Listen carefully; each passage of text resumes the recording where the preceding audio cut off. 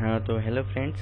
तो हमें पता है कि आर्चेस को कैसे सॉल्व करते हैं और उनके रिएक्शंस कैसे निकालते हैं। तो हम यहाँ पर एक यूनिवर्सिटी का क्वेश्चन लेंगे जो कि दिसंबर 2014 में आया था। उसमें हमें रिएक्शंस फाइंड करना है, उसकी बीएमडी निकालनी है और रेडियल शेयर और नॉर्मल थ्रस्ट फाइंड करना है। तो मैं सब लिख देता हूँ।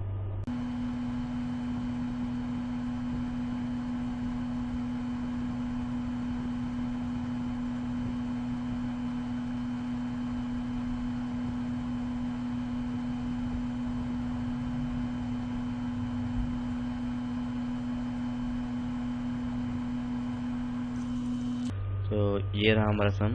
ये दिसंबर 2014 में आया था, मुंबई यूनिवर्सिटी का क्वेश्चन। तो फिर यहाँ पर हमें आर्च दी हुई है जिसका स्पैन है 24 मीटर और राइज है 5 मीटर और एक यूडीएल है जिसपे 20 किलो न्यूटन पर मीटर का इंटेंसिटी है और ये 3 इंच पैराबोलिक आर्च है ए, बी और सी। तो फिर इसको पहले हम सपोर्ट रिएक्शन फाइंड करते हैं। तो पहला स्टेप है हमारा सपोर्ट रिएक्शन फाइंड करना। Support reactions. तो फिर सपोर्ट रिएक्शन के लिए सबसे पहले कौन से भी एक हिंज पर मूवमेंट लेते हैं जो कि 0 रहेगा। तो फिर ले लेते हैं movement at A is equal to 0। तो फिर मूवमेंट एट ले लेंगे तो 20 इंटू लेन कितनी है यूडीएल की 12 इंटू एक्टिंग का हो रहा है 12/2 जो कि रहता है 6 और आरबी जो कि है आरबी, ये रहता है आर ए, ये रहता है एच बी और ये रहता है एच ए। तो फिर आरबी जा रहा है अपोजिट यानी कि माइनस आरबी और डिस्टेंस कितना है 24 मीटर। तो फिर हमें आरबी मिलता है 16 किलो न्यूटन जो कि है अपवर्ड डायरेक्शन। फिर summation of F of Y कर लेते हैं हम। तो फिर हमें क्या मिलता है R A plus R B is equal to 20 into 12 जो कि होता है 240। फिर हमें आर बी की वैल्यू पता है तो फिर हमें आर ए मिल जाता है 180 किलो न्यूटन जो कि है अपवर्ड जाने वाला फोर्स। ठीक है। फिर हम लेते हैं movement at C. Movement at C is equal to 0। Movement at C internal hinge है तो इधर आप राइट हैंड साइड यूज कर सकते हैं या फिर लेफ्ट। आप देख सकते हैं कि राइट हैंड साइड पे ज़्यादा कैलकुलेशन है क्योंकि यहाँ पर आर ए एक फोर्स है, एच ए फोर्स है और एक यूडीएल यानी कि 3 और यहाँ पर एक आर बी और एच बी, बस 2 ही है। तो फिर हम यहाँ पर राइट हैंड साइड यूज करेंगे। तो फिर राइट हैंड साइड कैसे यूज करेंगे देखो। राइट हैंड साइड में आर बी जो कि सैक कर रहा है R B into 12 minus H B into rise 5। तो फिर आर बी इंटू 12 और माइनस एच बी इंटू 5 क्योंकि वो हॉक कर रहा है। और तो फिर आर बी की वैल्यू है हमारी 18 इंटू 12 720 माइनस 5 एच बी। फिर हमें एच बी मिल जाता है 144 किलो न्यूटन और उसकी डायरेक्शन है। और summation of F of x करते हैं तो हमें एच ए मिल जाता है जो कि है 144 किलो न्यूटन इस डायरेक्शन में। तो फिर हमारे सपोर्ट रिएक्शन फाइंड हो चुके हैं। तो हम नेक्स्ट स्टेप पर जाते हैं जो कि है बीएमडी निकालना। तो बीएमडी के लिए बीएमडी के लिए हम यहाँ पर 2 सेक्शन देख सकते हैं आप, ए टू सी और एक बी टू सी। तो maximum bending moment in A to C find करना है और maximum bending moment in C to B to C find करना है। तो फिर पहले तो हम bending moment for A to C find कर लेते हैं। तो फिर उसके लिए सबसे पहले हम सपोर्ट रिएक्शन ए निकालते हैं। सपोर्ट रिएक्शन ए जिस पर अपना आर एक्ट हो रहा है, आर जितना हमें मिला है 180 और एच ए कितना मिला है 144। फिर सपोज मैं मानता हूँ कि x डिस्टेंस में हमें मैक्सिमम बेंडिंग मोमेंट मिलता है, और कह देते हैं इस पॉइंट को हम कैपिटल X, और यहाँ की हाइट हमें अननोन है इसलिए हम इसमें लिख देते y। तो फिर मोमेंट एट x जो रहेगा वो मैक्सिमम बेंडिंग मोमेंट रहेगा A टू C पोर्शन में। अब हमें पता है A टू C पोर्शन में एक यूडियल भी एक्ट हो रहा है, तो यहाँ पर हमें यूडियल भी प्लेस करना पड़ेगा जिसकी इंटेंसिटी है 20 किलो न्यूटन पर मीटर। तो ये रेडी हो गया हमारा। तो bending moment at x find करना है, कैपिटल X। सो फिर बेंडिंग मोमेंट एट x क्या रहेगा, हमारा मैक्सिमम बेंडिंग मोमेंट रहेगा इन AC, बराबर। तो फिर moment at x is equal to 180 into x, 180 into x, okay, minus 144 into y, minus 144 into y, और 20 into x, x by 2, minus 20 into x by 2, बराबर। इसको हम सिंप्लीफाई कर देते हैं, और 180x और 1 और यहाँ पर 10, तो ये हो जाएगा, और x into 10x square minus 10x square, और माइनस 144, और हमें y का फॉर्मूला जो पता है जो कि रहता है 4hx upon L square in the bracket l minus x। मैं लिख देता हूँ 4hx अपॉन एल स्क्वायर और ब्रैकेट में l माइनस x, ये रहता है y का फॉर्मूला। तो फिर 180x minus 10x square minus 144, और ब्रैकेट में 4 और h है अपना, यानी कि राइस है 5, x अननोन है, एल स्क्वायर में 24 स्क्वायर और 24 माइनस x, देख सकते हैं आप।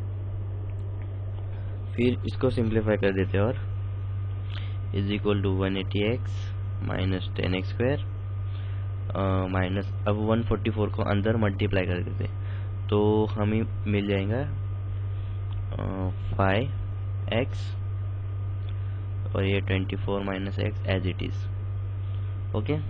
तो फिर और सिंप्लीफाई कर देते हैं, 180x minus 10x square minus 120x और minus minus plus 5x square, और सिंप्लीफाई कर देते हैं 1 माइनस 160x और minus 5x square.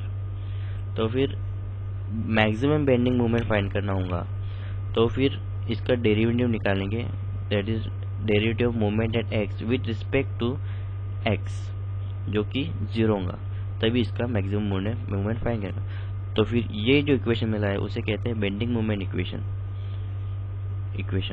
For AC, बराबर। तो फिर इसको डिफरेंशिएट करेंगे x से, तो 16x इज इक्वल टू 16 और 5x square is equal to 10x is equal to 0। तो फिर हमें x मिल जाता है यहाँ पर 10 माइनस और 6 मीटर। तो अभी 6 मीटर को हम इस बेंडिंग मोमेंट इक्वेशन में डाल देते हैं, तो हमें मोमेंट एट x मिल जाएगा 180 किलो न्यूटन, आप देख सकते हैं, ठीक है। तो फिर हमने bending moment in section A to C find कर लिया है, तो अभी bending moment in section B to C कैसे फाइंड करते हैं हम ये देख लेते हैं। Bending moment in B to C, तो सबसे पहले मैं सपोर्ट B निकालूंगा और एक आर्च का सेक्शन, सपोर्ट B पे रिएक्शन B आ रहा है जो कि 16 किलो न्यूटन, और HB जो कि है 144 किलो न्यूटन, और एज यूजुअल हमें ये डिस्टेंस पता नहीं है x, और इसकी हाइट पता नहीं है जो कि है y, और इसका नाम देते हैं y, कैपिटल Y। यहाँ पर कोई फोर्सेस एक्टिंग नहीं है, तो ये सिंपल हमारी एक आर्च का सेक्शन बन चुका है। तो हम यह अज्यूम कर लेते हैं कि यहाँ पर जो मोमेंट आएगा वो मैक्सिमम रहेगा for section B to C। तो कैसे निकालेंगे, moment at y is equal to maximum bending moment on B to C section. तो फिर मोमेंट एट वाई निकाल लेते हैं हम। मोमेंट एट वाई कैसे रहेगा, 16 into x minus 144 into Y.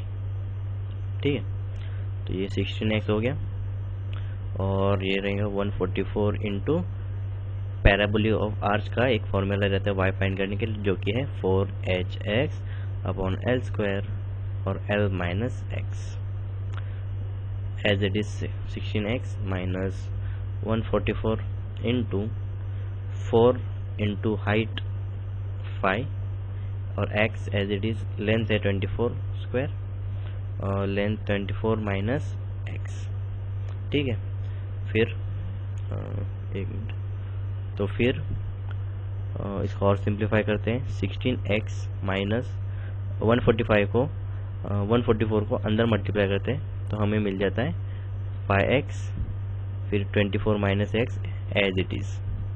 Okay, तो फिर ये रहता है 16x minus 120x minus plus 5x square is equal to minus 16x plus 5x square. ठीक है, तो ये रहेगा हमारा bending moment equation for BC। फिर इसका डेरिवेटिव निकालेंगे विद रिस्पेक्ट टू x, जो कि 0 रहना चाहिए, तभी हमें बेंडिंग मोमेंट मैक्सिमम मिलता है। तो फिर इसका डेरिवेटिव निकालेंगे। 16x का रहता है माइनस 16 और प्लस 5x का रहेगा plus 10x is equal to 0। तो हमें 10x मिलके x की वैल्यू रहती थी 6 मीटर। तो फिर ये 6 मीटर की वैल्यू को हम बेंडिंग मोमेंट इक्वेशन में डालेंगे तो मोमेंट एट y हमको मिलता है माइनस 180 किलो न्यूटन मीटर। तो फिर ठीक है, हमको movement at maximum bending movement in section BC मिल चुका है और maximum bending movement in section AC भी मिल चुका है। तो फिर हम BMD प्लॉट करते हैं इस आर्च की। ठीक है, इस आर्च की BMD कैसे आएंगी देखो। तो सबसे पहले हम आर्च निकालते हैं। ये रहा आर्च, ये है A, B और ये है C। तो फिर A, B और C तीनों भी हिंज है। तो फिर एक जाहिर सी बात है यहाँ पर बेंडिंग मोमेंट 0 आएंगे। ठीक है, तो हमने मैक्सिमम बेंडिंग मोमेंट AC निकाला था जो कि था positive 180 kilo newton, positive 180 kilo newton metre. ये पॉइंट प्लॉट कर दिया और यहाँ पर माइनस 180 किलो न्यूटन मीटर। ठीक है, तो फिर सेक्शन AC में एक यूडियल एक्ट है, इसीलिए इसका BMD आएगा पैराबोलिक इन शेप, पैराबोलिक। और यहाँ पर कोई भी लोड नहीं है तो फिर आएगा स्ट्रेट लाइन, इसको खाली ज्वाइन करने का। तो ये रहता है पॉजिटिव, ये है नेगेटिव, तो ये रहेगा हमारा BMD। और ज़्यादा डिटेलिंग देना रहेगा तो इस पॉइंट का डिस्टेंस आप लिख सकते हैं 6 मीटर, जो कि x की वैल्यू मिली थी हमको, और इसका भी 6 मीटर है। ठीक है, तो ये रहती है हमारी BMD। तो फिर इसकी BMD बन चुकी है। तो फिर हमारा सेकेंड केस भी सॉल्व हो चुका है, इसलिए हम थर्ड केस सॉल्व करेंगे जो कि है रेडियल शेयर और नॉर्मल थ्रस्ट फाइंड करना। ठीक है, इसके नया पेज लेते हैं। सो थर्ड टॉपिक है इसमें रेडियल शेयर और नॉर्मल थ्रस्ट। ठीक है, तो इसको भी सॉल्व कर देते हैं। तो यहाँ पर रेडियल शेयर और नॉर्मल थ्रस्ट फाइंड करने के लिए क्वेश्चन में एक कंडीशन दी गई है कि हमें रेडियल शेयर और नॉर्मल थ्रस्ट सपोर्ट A से 5 मीटर की दूरी पर फाइंड करना है। तो पहले मैं सपोर्ट A बना लेता हूँ और 5 मीटर का आर्च बना लेता हूँ, इसका डिस्टेंस रहेगा 5 मीटर। ठीक है, और यहाँ पर एक यूडियल बैक हो रहा है जो कि है 20 किलो न्यूटन मीटर का इंटेंसिटी, और हमारा RA है 180 किलो न्यूटन और HA है 144 और कुछ नहीं है। ठीक है, तो इस पॉइंट को नाम देते हैं D, जो कि क्वेश्चन में भी दिया हुआ है D। तो फिर आप ध्यान से देखोगे तो ये स्ट्रक्चर इक्विलिब्रियम में नहीं है, तो इसको इक्विलिब्रियम में लाना पड़ेगा। तो देख सकते हैं summation of F of x कर लेते पहले। 144 यहाँ पर जा रहा है, तो यहाँ पर भाई 144 जाना चाहिए, 144। ठीक है, तो हमने एफ ऑफ एक्स को इक्विलिब्रियम में डाल दिया। तो फिर एफ ऑफ वाई को भी इक्विलिब्रियम में वैसे ही डालेंगे। एफ ऑफ वाई में देखते हैं 180 अपवर्ड जा रहा है और 20 इंटू 5 यानी कि 100 डाउनवर्ड जा रहे हैं। तो अपवर्ड ज़्यादा था, इसलिए डाउनवर्ड में और एक फोर्स डालना पड़ेगा, वो है 18 किलो न्यूटन। तो फिर 100 प्लस 18 इज इक्वल टू 180। समझे? तो अभी इस पॉइंट डी को हम वापस से बना लेते हैं। ठीक है, पॉइंट डी वापस से बना लिया। और यहाँ पर कौन सा फोर्स है? एक है 80 किलो न्यूटन और एक है 144। इसको एक्सटेंड कर लेते हैं। ये रहा नॉर्मल। ठीक है, तो फिर नॉर्मल थ्रस्ट और रेडियल शियर क्या रहते हैं, इसको मैं दिखा देता हूँ एक आर्च पे ही। जो फोर्स यहाँ से आर्च को टकराता है उसे कहते हैं नॉर्मल थ्रस्ट, और नॉर्मल थ्रस्ट के एकदम परपेंडिकुलर जो फोर्स बनता है उसे कहते हैं रेडियल शियर। तो उसको हम इस डायग्राम में दिखाएंगे। तो ये रहेगा हमारा नॉर्मल थ्रस्ट और ये रहेगा रेडियल शियर। ठीक है, अब इसका और इसका जो बीच में एंगल बनता है उसको कहते हैं थीटा, जो कि रहता है ये। तो सबसे पहले हमें थीटा फाइंड करना है। तो थीटा को कैसे फाइंड करते हैं? tan theta is equal to dy by d x is equal to y का डेरिवेटिव निकालने, सिंपल सी बात है, 4h upon L square bracket में l माइनस 2x। ठीक है, उसका वैल्यू डाल दो, 4 इंटू 5 अपॉन 24 स्क्वायर, l है 24 माइनस 2 टाइम्स x, x क्या है हमारा 5 मीटर यानी कि 10। ठीक है, ये रहता है tan थीटा। फिर थीटा की वैल्यू हमको कैलकुलेटर से कैलकुलेट करेंगे तो मिलती है 25.92 डिग्री। ठीक है, तो फिर यहाँ पर ध्यान दो कि जो थीटा की वैल्यू हमको मिलती है वो most of the time 40 degree से नीचे आती है। अगर आपको ज़्यादा वैल्यू मिलती है तो एक बार क्रॉस वेरीफाई कर लो, डबल चेक कर लो कि आपने कैलकुलेशन बराबर से किया है या नहीं। ठीक है, तो फिर इसको मैं आगे बढ़ते हैं। तो हमको थीटा मिल चुका है। क्यों? अभी ये नॉर्मल थ्रस्ट और रेडियल शियर इंक्लाइन फोर्स है, तो इसको सॉल्व करना थोड़ा पेचीदा हो जाता है, इसलिए हमको इसको इस डायग्राम को घुमाना पड़ेगा, इसको घुमाना पड़ेगा। ठीक है, फिर से डायग्राम बनाते हैं। ये पॉइंट डी हमारा as it is, radial shear को यहाँ पर सरका लेते हैं। तो ये रहेगा हमारा रेडियल शियर। ठीक है, फिर 18 किलो न्यूटन यहाँ पर आ जाएगा, ये हो जाएगा 18 किलो न्यूटन। फिर यहाँ पर आ जाएगा नॉर्मल थ्रस्ट और उसी तरह से यहाँ पर आ जाएगा 144 किलो न्यूटन का फोर्स। ठीक है, इसको एक्सटेंड कर लेते हैं। ये था एंगल थीटा, तो यहाँ पर एंगल क्या होगा? ये रहेगा एंगल थीटा, थीटा, थीटा और ये रहेगा थीटा। ये एंगल बदल चुका है क्योंकि देख सकते हैं ये एंगल थीटा है तो ये थीटा होगा, ये थीटा होगा और ये थीटा होगा। Angle between R S and eighty theta है।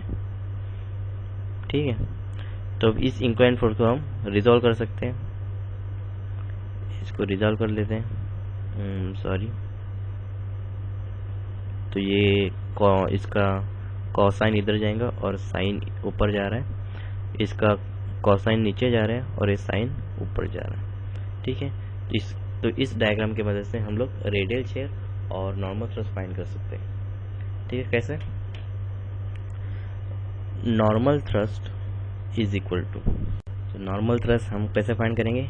नॉर्मल थ्रस्ट के डायरेक्शन की तरह यहाँ पर, तो इस डायरेक्शन में कौन से फोर्स जा रहे हैं? Cosine of 144 cosine theta. ठीक है, और ये भी 18 का साइन जा रहे हैं और वो भी नॉर्मल थ्रस्ट के डायरेक्शन में, इसलिए plus 18 sine theta is equal to theta की वैल्यू सब्स्टिट्यूट कर दो जो कि 25.92, तो हमको वैल्यू मिल जाएंगी 164.48 किलो न्यूटन। ठीक है, और रेडियल शेयर भी उसी तरफ से, रेडियल शेयर कहाँ जा रहा है नीचे, तो फिर कोसाइन ऑफ नीचे जा रहे हैं आर एस, और इसके लिए आर एस के साथ जा रहे हैं 18 कोसाइन थीटा। ठीक है, जो कि आर एस के डायरेक्शन में जा रहे हैं, जो कि नीचे, और 144 किलो न्यूटन जो है जो अपवर्ड जा रहे हैं, जो कि आर एस के अपोजिट है, इसलिए -144 साइन थीटा माइनस। ठीक है, ध्यान दो। तो फिर इसको सॉल्व करते हैं, थीटा की वैल्यू सब्स्टिट्यूट कर लेते हैं 25.92, तो फिर हमको आंसर मिलता है 9 किलो न्यूटन। ठीक है, तो हमने रेडियल शेयर और नॉर्मल थ्रस्ट भी फाइंड कर लिया है। तो इसी तरह से ये सम खत्म होता है। उम्मीद करता हूँ आपको ये समझ चुका होगा। अगर आपको समझ में नहीं आया तो आप कमेंट कर सकते हैं, मैं फिर से आपकी कोई शिकायत दूर कर सकता हूँ। Thank you.